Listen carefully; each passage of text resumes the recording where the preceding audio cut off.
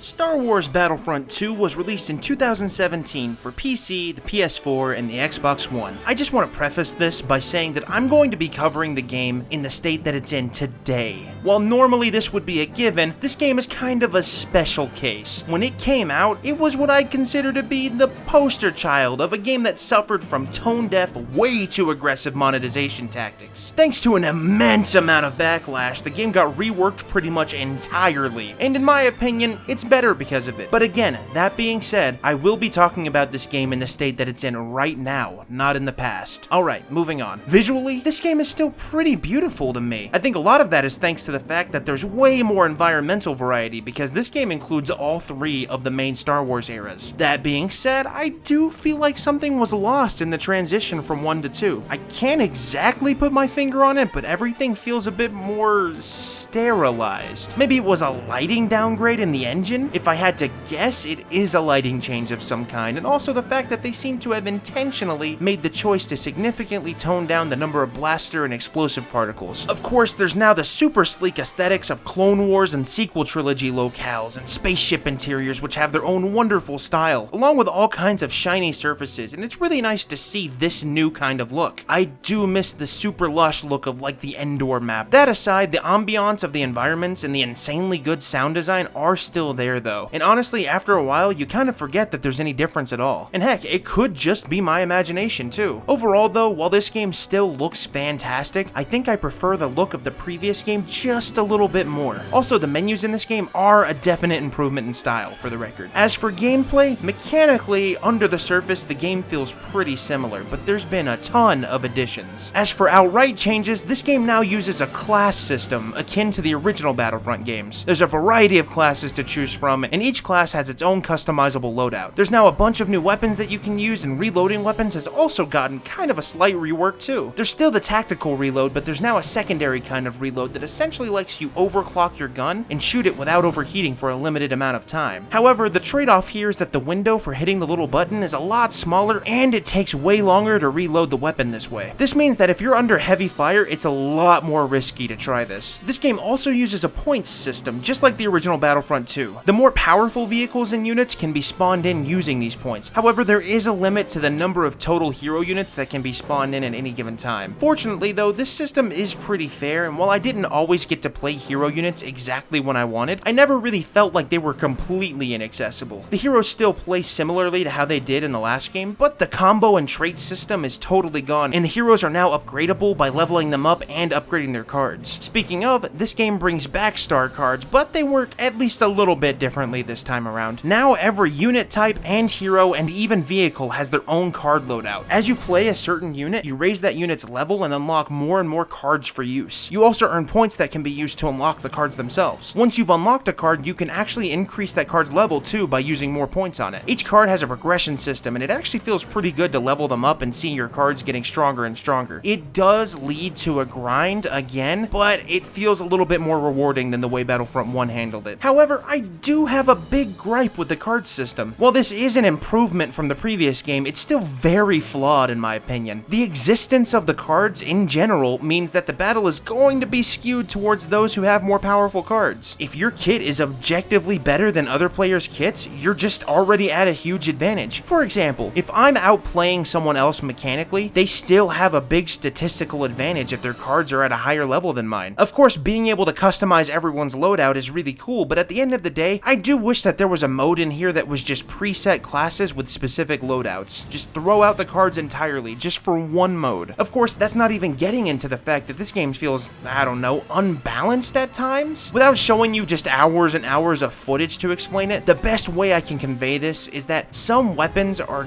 just objectively worse than others, and while that's not normally an issue, the fact that the difference is sometimes staggering means that there's pretty much no point in using anything but the most powerful weapons and kits. Of course, if you're a new player, most of the weapons and kits are locked behind progression, which means that you're stuck using inferior stuff, and of course weaker loadouts overall, and you just get absolutely pummeled for the first few hours. While I still had fun when I first started, I can't help but to imagine that this has to have discouraged others from continuing to play the game. Also, I didn't mention this when I was talking about the previous game, but the unit quips and the dialogue is really nice. The characters say things that adapt to the situation, and when you're using hero units, there's even character-specific dialogue. And anyone who knows me knows that I love character-specific dialogue.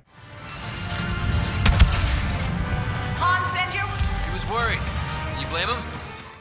And this game's banter is just phenomenal. It's even better in the campaign for obvious reasons, but I'll get to that in a minute. Another thing that I want to talk about is the customization. In this game, as you play, you earn credits that can be used to unlock customization options for the characters and the units. You can also unlock customization items through specific milestone missions too. Now, I do need to note that the version of the game I'm playing is the Celebration Edition, which had every hero unlocked from the get-go, but I believe the standard editions don't, and you have to use these credits to unlock them first. That being said, this game has a ton of customization options for almost every single unit and character. In fact, I think it's super cool that they embraced the Clone Wars aesthetic with a couple of the characters too. While not everyone gets extra customization outside of, battle cards, I do think it's nice that there's so much here to begin with. A fun little note, by the way, is that the hero units have voice lines and they actually sound different sometimes depending on the character that you're using. For example, Kylo Ren's voice sounds different depending on whether or not he's wearing his mask, and they even went so far as to change the voices for the younger versions of Han Solo and Lando Calrissian. I will show you the dark side. I will show you the dark side. Great, kid. Don't get cocky. Great kid. Don't get cocky. You got a lot of guts coming here after what you pulled. You got a lot of guts coming here after what you pulled. Anyways, let's move on to the modes. This game has a ton of modes, but before I get into those, let's talk about the single-player campaign. First off, this game has a single-player campaign, and this campaign is nothing to scoff at either. For anyone that hasn't played the story mode and plans to, there will be some minor spoilers, so I'm just warning you now. The story is about a squad of stormtroopers called Inferno Squad, led by Iden Versio, set at the tail end of Episode 6 and pushing a little bit into the time period between Episodes 6 and 7. Iden and her squad see the Death Star destroyed in real time from Endor's surface. In the fallout, Iden and another member of her squad defect to the rebellion and end up contributing in some pretty major ways. The story is actually really polished in my opinion. I expected it to just be like, original Battlefront 2 where they just repurposed the conquest mode with a narrative. But no, this mode has straight up tailor-made missions and it shows. There's optional stealth segments, scripted set pieces, and even some slowed down narrative moments. The story mode is broken up into chapters, and while it's not super long, there's actually a secondary story mode set decades later that's unlocked after you beat the original story. The second mode is set during the sequel trilogy, and while it's a lot shorter, it's still pretty good. I do want to talk about the writing real quick. I've seen some complaints online about this story mode being poorly written, but honestly, it's really not. There's a ton of clever dialogue here, and while a couple of the things in the overall story that happen are a bit questionable from a writing standpoint, specifically the whole Operation Cinder thing, I feel like you could find similar issues with pretty much any story ever written. It serves the overall narrative, and at the end of the day, it's a fantasy space adventure. Loosen up. There's tons of really awesome cutscenes and huge set pieces, and the voice acting and performances are for the most part top notch here, especially Shriv. God, I love Shriv. Something I very much enjoyed about this campaign mode though was some of the background characters' dialogue. Usually when you weren't in a firefight and you were just kind of exploring the levels, there were a bunch of characters in the background doing various things, and nearly all of them had some kind of flavor dialogue, and sometimes there were entire conversations being held. While there's a ton of examples of this, it would take an entire video to go over them all, but I did want to point out one specifically. There's a level where you're playing as Han Solo and you're hanging out in Maz Kanata's castle cantina. Normally, the mission objective is to get clues as to who you're supposed to talk to progress the story, but as you walk past the patrons, almost all of them have entire conversations with each other. This one's my favorite. You're like this? So, what brings you all the way out here? The place a lot low. Can't cash in on the smuggler you can't find. Am I right? You have a bounty on your head? Hey, it's no big thing. 4 death sentences, a couple angry huts, 1 angry empire. What about you? How'd you end up here? I come to the castle to find loudmouths telling the wrong people they're worth a lot of money. You're, bounty hunter? Finish your drink. It's the last one for a while.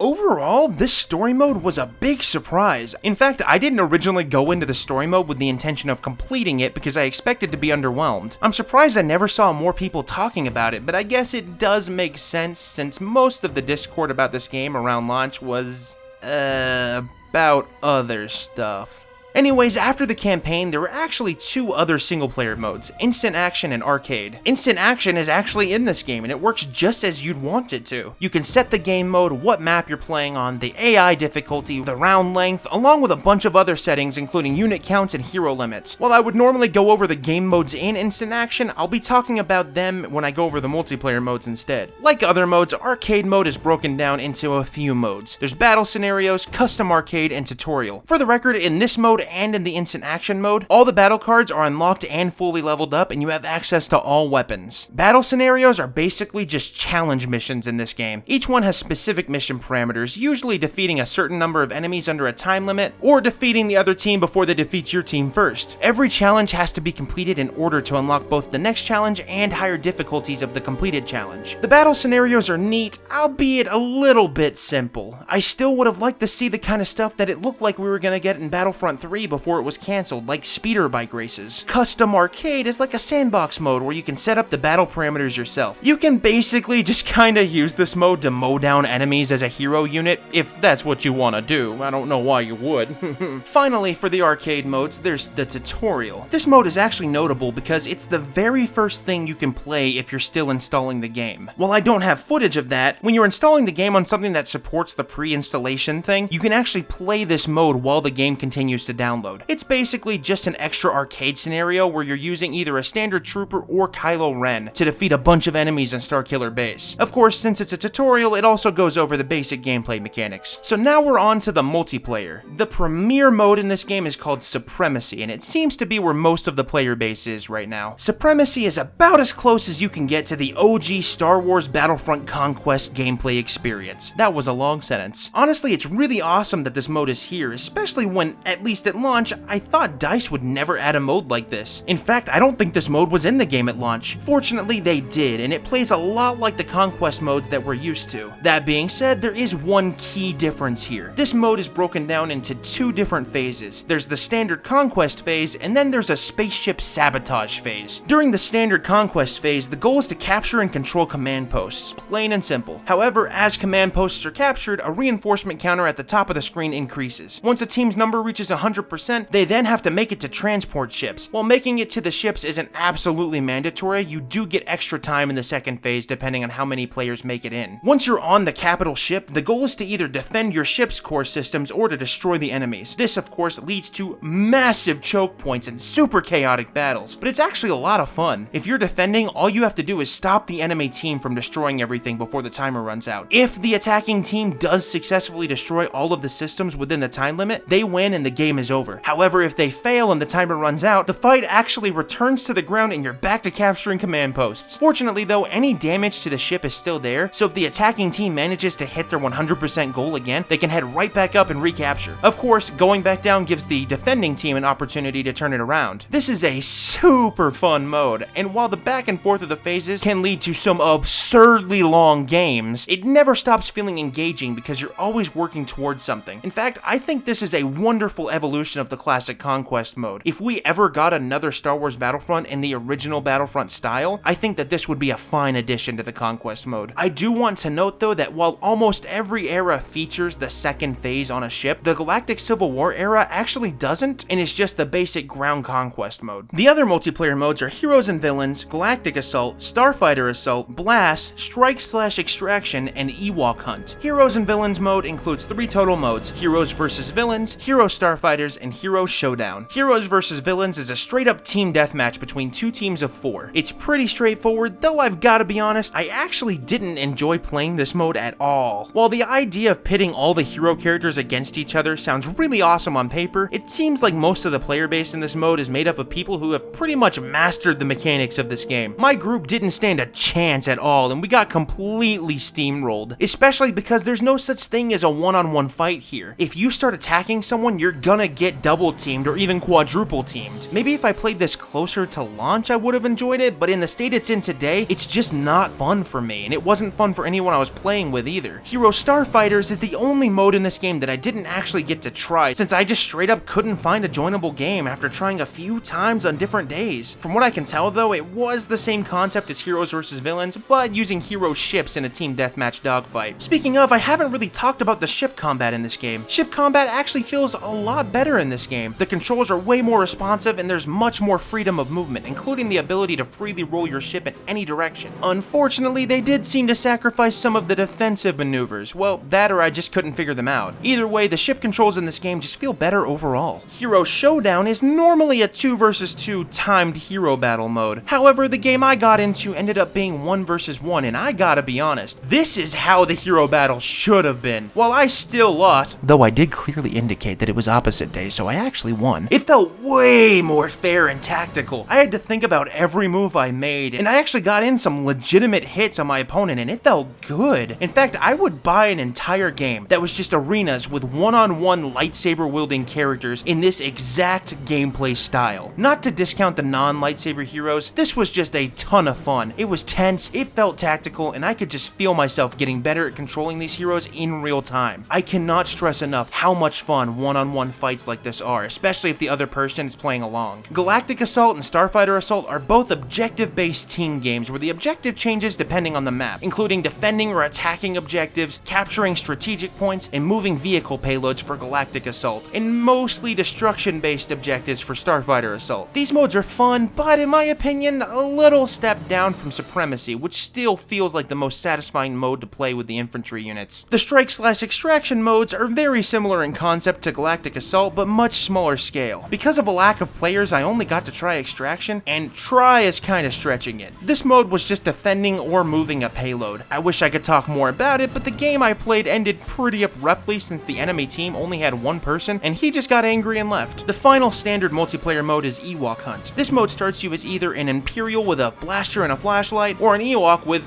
well, Ewok weapons. The Ewoks have a much better brightness on the map than the Imperials, and the Imperials have to focus on a flashlight that only works so long before a cooldown. It's almost like a survival horror mode against an Ewok team. If you start out as an Imperial but get killed by an Ewok, you're switched over to the Ewok team, kind of like an infection game mode. The goal for the Imperials is to survive the night and get extracted by a ship, while the goal for Ewoks is to eliminate all of the Imperials. This is a pretty unique mode, and I had a lot of fun with it when I tried it. Unfortunately, it's pretty hard to find a match, and I had to sit in the lobby for about 10 minutes before we found enough people. The final mode in this game is the co-op missions. This mode is a series of multiplayer missions with support for up to 4 players. Here, you can choose any faction from any Star Wars era. Every mission involves either attacking or defending moving fronts on maps from that era. While this mode is played against bots, it still feels super challenging because you have to coordinate with your team to push into a point tactically, or work together to figure out how to defend a point most effectively. If you're the defending team, you get pushed further and further back until you either drive off the enemies or have to fall back so much that you lose. This mode is actually the mode I had the most fun playing with my friends. We played every era at least a few times, and while we were frustrated at the losses, we were hyped the couple of times we actually won a hard-fought battle. So look, I know Battlefront 2 had a really rough start, but the state the game is in today is actually really great. Obviously, there's a couple of issues like I mentioned, but the game itself is solid and a lot of fun. After recording the footage I needed for this video, I still went back and kept playing because it really is just that fun. The player base isn't as big as it could be, but there's still a healthy number of people in the Supremacy mode and a couple of the other main modes. Either way, if you're a Star Wars fan and you never tried this game because of how it was at launch, I highly recommend giving it a shot today because it really is a really good experience now, especially if you get the Celebration Edition that comes with all of the characters unlocked from the get-go.